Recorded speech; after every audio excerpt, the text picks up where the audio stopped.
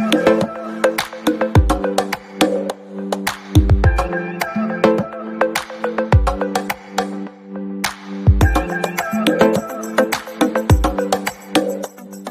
dimiliki oleh pemerintah pusat, contohnya keuangan, agama, negara, kemudian juga tentang politik.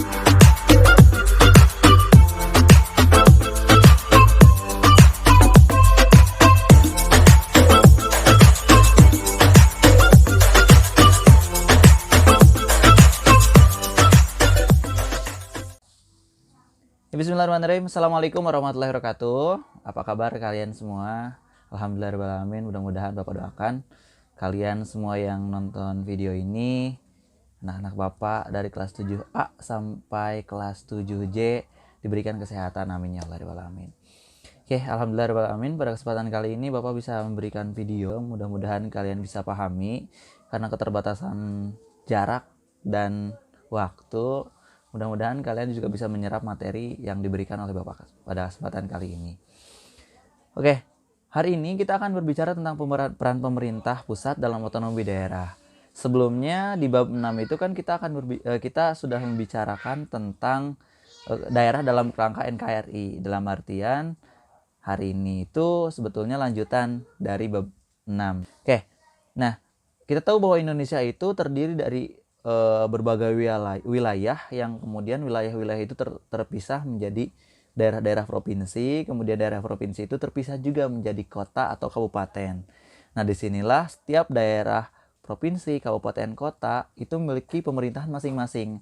Nah, itulah disebut dengan daerah-daerah, ya seperti itu. Oke, selanjutnya ini peta konsepnya. Kita akan berbicara tentang pemerintah pusat terlebih dahulu, di mana yang pertama kita akan berbicara tentang hakikat, fungsi, kewenangan, dan lain-lain. Nah, selanjutnya ini hakikat pemerintah pusat.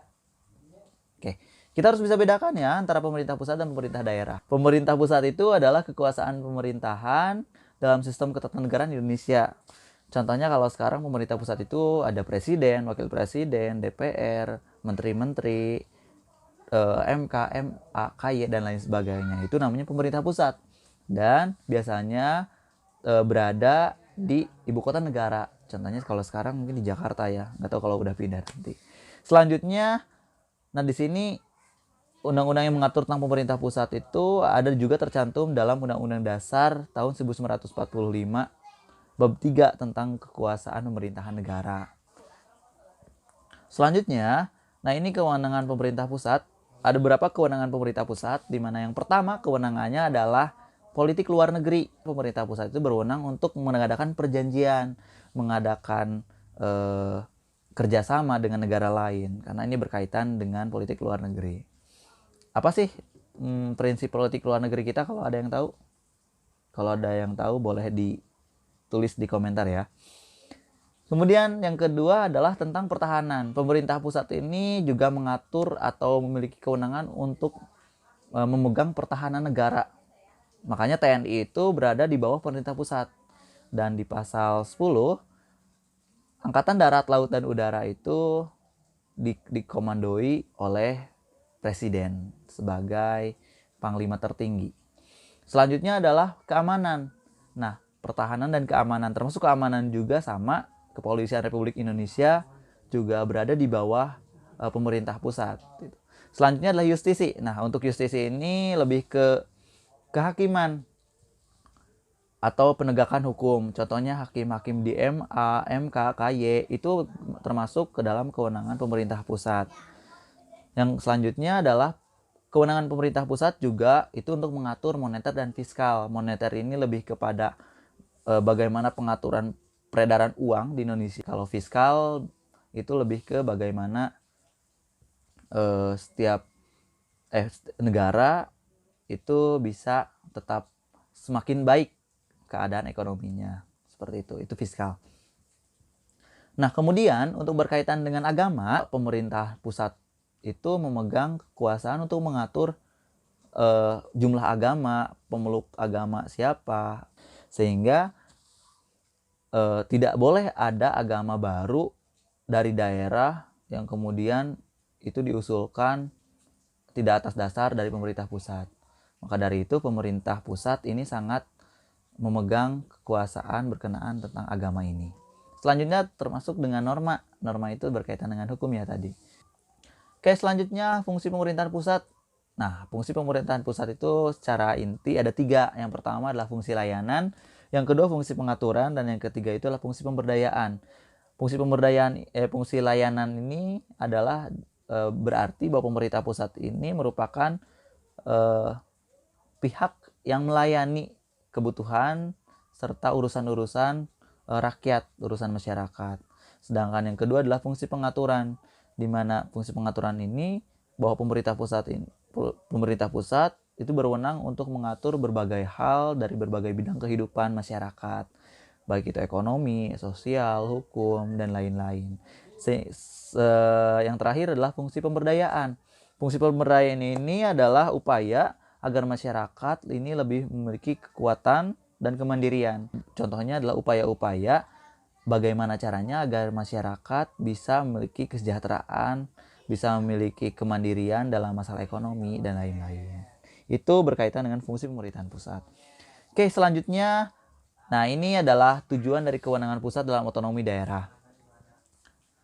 Pasti ada tujuannya ya berkaitan dengan otonomi daerah ini.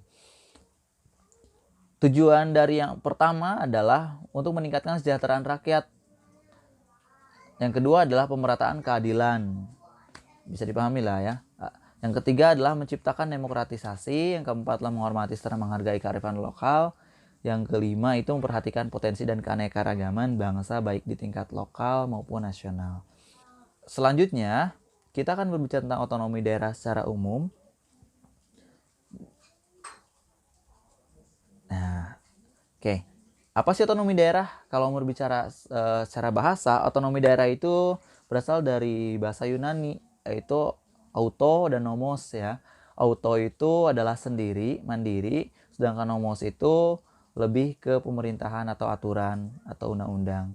Maka kalau disatukan, otonomi itu adalah aturan undang-undang sendiri atau pemerintahan sendiri.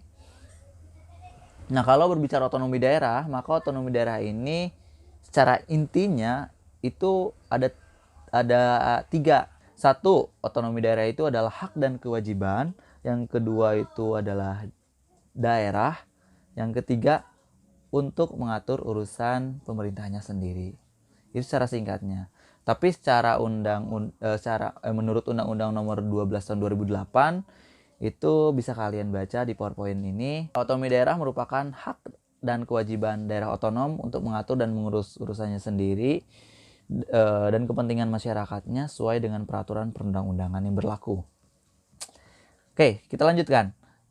Nah, selanjutnya apa itu daerah otonom? Barusan ada otonomi daerah, maka ada juga istilah daerah otonom. Disingkatnya, daerah otonom itu adalah daerah yang menerapkan sistem otonomi daerah. Nah, jadi daerah yang berlakukan sistem otonomi daerah itu disebut daerah otonom. Tapi secara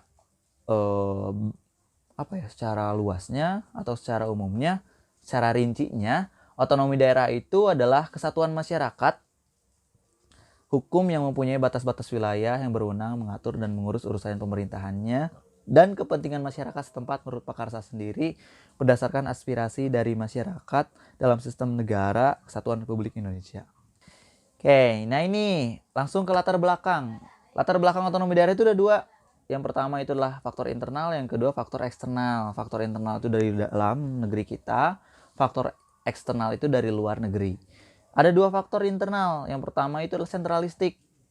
Oke, pada zaman dulu, pada zaman Orde Lama, Orde Baru, sistem pemerintahan Indonesia itu sentralistik dalam artian setiap kebijakan ada di negara itu harus berasal dari pemerintah pusat, dari Jakarta. Makanya ini akan menjadi ribet. Kenapa? Karena ya mending kalau misalnya contohnya gini, kita akan mengurusi administrasi dalam masalah pembangunan gedung, hotel ya. Nah, karena sistemnya sentralistik, maka kita harus minta izin ke Jakarta. Itu ribet. Kenapa ribet? Mending kalau misalnya kita ada di Bandung.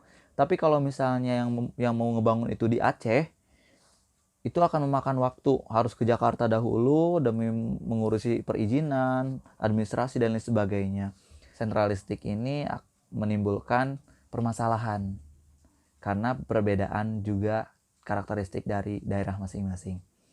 Kemudian berkenaan dengan eksploitasi, yang kedua adalah eksploitasi tidak berbanding lurus dengan optimalisasi. Eksploitasi itu pengambilan sumber daya ya, sumber daya alam, sumber daya manusia, itu tidak berbanding lurus dengan optimalisasinya, dengan distribusinya. Dalam arti seperti ini.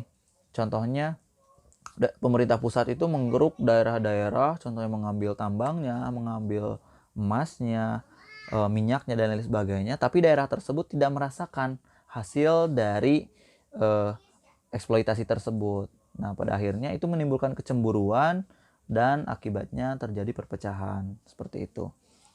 Kemudian yang kedua adalah faktor eksternal. Nah, faktor eksternal itu berasal dari luar. Adanya otonomi daerah ini dilatar belakangi oleh banyaknya keinginan modal asing untuk menanamkan di Indonesia, tapi karena sistem yang ribet mereka menjadi mundur, tidak jadi untuk menanamkan modal di Indonesia. Nah, dengan otonomi daerah ini diharapkan setiap daerah diberikan kewenangan untuk mengurus perizinan pemodal asing, investor asing untuk membangun investasi di daerah-daerah yang ada di Indonesia. Seperti itu. Oke, selanjutnya. Nah, ini tujuannya. Bisa kalian baca lah, tujuannya itu ada 5. Oke. Tapi yang paling susah untuk yang paling susah untuk dipahami paling yang mana ya coba?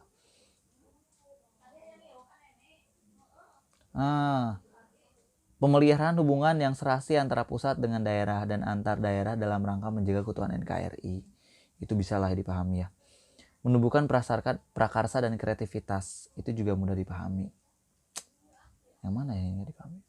Ini mudah lah ya, bisa kalian baca.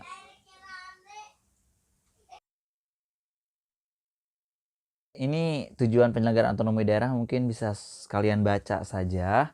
Kalaupun misalnya nanti ada yang tidak dipahami, bisa kalian cek atau bisa kalian tanyakan di kolom komentar, dan juga bisa lewat pesan secara langsung ke Bapak atau Bu Dinar.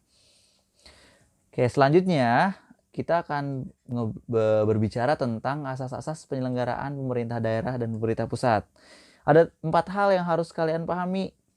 Sentralisasi, dekonsentrasi, desentralisasi, dan tugas pembantuan. Keempat ini harus bisa kalian bedakan. Yang pertama, sentralisasi. Oke, sentralisasi ini kalau berasal dari katanya sentral. Sentral itu adalah pusat ya.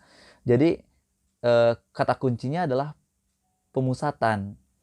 Nah, sentralisasi ini adalah pemusatan kewenangan politik dan administrasi di tangan pemerintah pusat. Artinya sentralisasi ini adalah berbagai kebijakan atau kewenangan yang dimiliki oleh pemerintah pusat di Jakarta. Nah, contoh sentralisasi ini atau beberapa kewenangan yang dimiliki oleh pemerintah pusat, contohnya tadi masalah agama, kemudian juga masalah kebijakan fiskal, keuangan negara, kemudian berbicara tentang politik luar negeri dan lain-lain. Itu adalah kewenangan-kewenangan yang dimiliki oleh pemerintah pusat.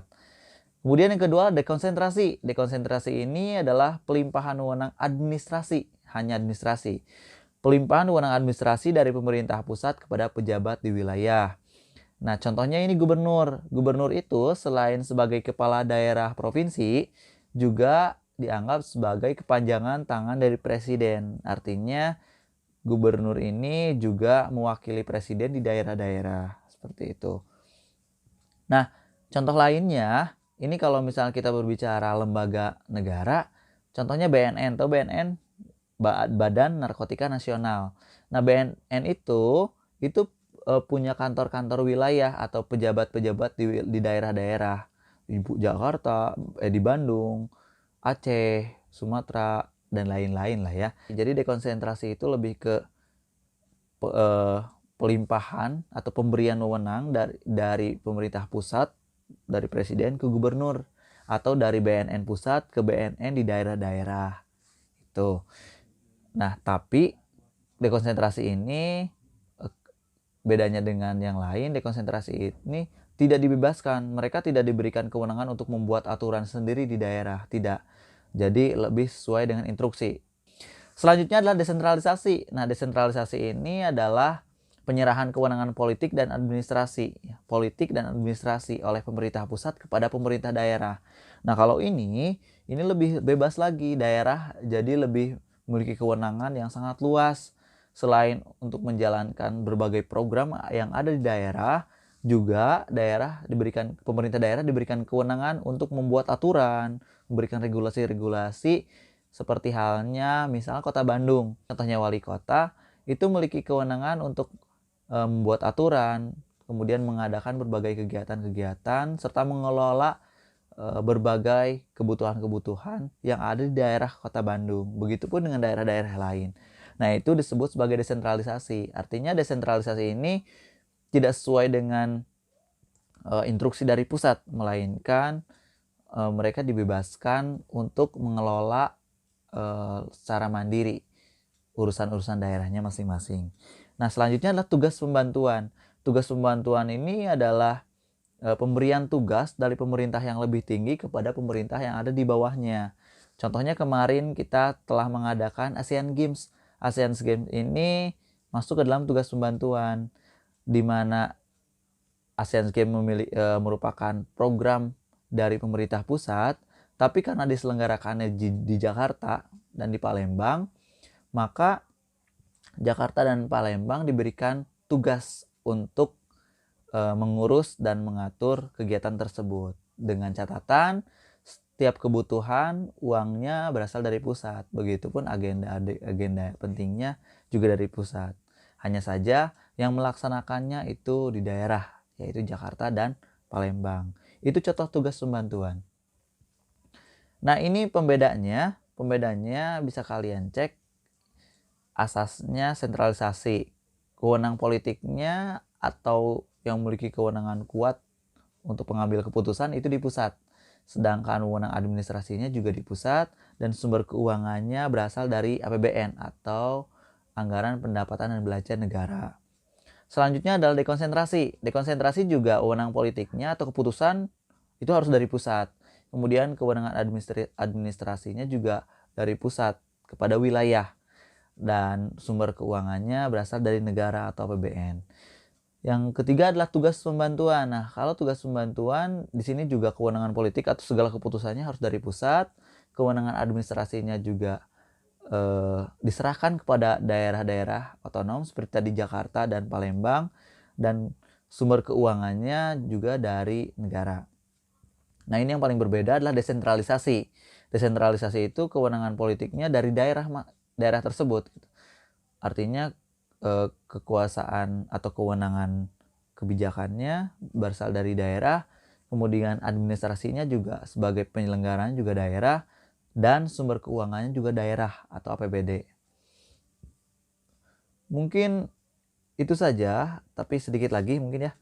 Nah, ini berkaitan dengan pemerintah pusat. Inilah orang-orang atau lembaga-lembaga yang masuk ke dalam pemerintah pusat. Ada legislatif, eksekutif, dan yudikatif. Legislatif itu adalah MPR, DPR, dan DPD. Sedangkan eksekutif itu adalah presiden dan wakil presiden serta dibantu oleh menteri-menteri. Dan yang selanjutnya adalah yudikatif. Yudikatif itu adalah badan kehakiman terdiri dari 3 lembaga tinggi. Yang pertama MK, MA, dan KY. Selanjutnya, selain itu ada BPK, Badan Pengawas Keuangan, yaitu lembaga yang khusus mengawasi berbagai urusan keuangan di negara. Selanjutnya adalah pemerintah daerah. Ini contoh pemerintah daerah. Bisa kita lihat ada kepala daerah, wakil kepala daerah, kemudian di bawahnya ada sekda, ada bapeda, dan lain-lain. Kemudian di daerah juga ada DPRD, ya, ada DPRD, Dewan Perwakilan Rakyat Daerah, dan Sekwan, Sekretaris Dewan. Nah, di bawahnya ada lembaga teknis daerah, dinas-dinas, dan lain-lain. Ini kerangka daerah, kerangka pemerintah daerah. Ya, itu saja yang bisa disampaikan. Mudah-mudahan kalian bisa memahami materi yang sudah dijelaskan dan tidak puas dengan materi yang barusan dijelaskan. Lebih dan kurangnya mau dimaafkan. Bila taufiq wal hidayah. Wassalamualaikum warahmatullahi wabarakatuh.